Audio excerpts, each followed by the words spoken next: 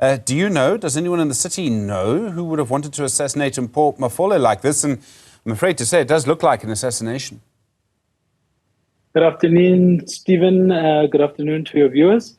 As it stands, we do not know who would want to commit such a heinous crime. However, as we did mention in our statement, we are working very closely with law enforcement agencies. We are giving them all the information they require for their investigation. And we hope that in the near future, there will be some determination of who did such a terrible act. Do you know what Mafole was actually working on at the time? I mean, that might be part of the investigation. Most definitely, Stephen. But as per the nature of investigations and auditing, we wouldn't want to take what his workload was to the public, just for the reasons of safeguarding the integrity of the police investigation. Okay. There are other officials in Ekurhuleni, other audit officials. They'll be working in the same field that Mafole was. Some of them might have to pick up his investigation. They might have to look at what he was working on.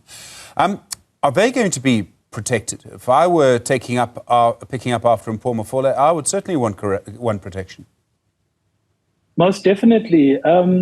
Just to give you some background on what happened, as soon as we were notified about the incident, our Human Resource Department did convene a meeting with the audit team just to give them information about what happened and also to offer services in terms of counseling and psychometric support.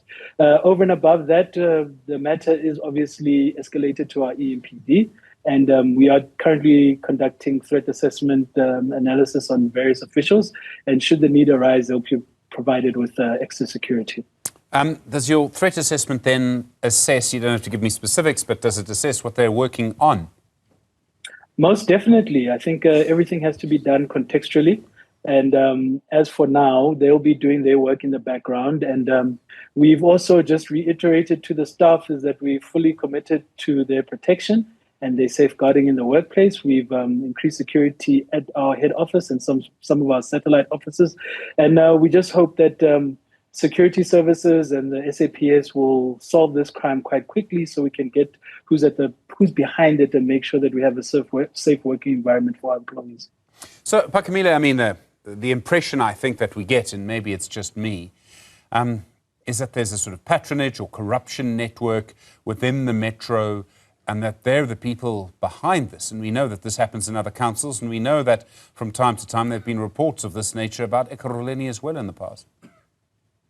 Look, it would be reckless of me to make a determination as to whether it's connected to corruption or some things like that. But we do know in the context of South Africa that at many times auditors, whistleblowers, and as you mentioned, some of our own officials that are responsible for investigation and some of the financial services, these incidents do happen. The last two incidents happened in 2023, and unfortunately, such violence is rearing its head again.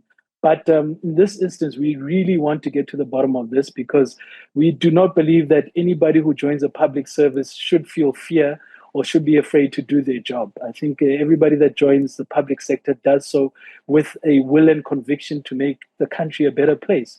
So we always just want to remind our staff and even other public sector officials out there that there is a task to be done.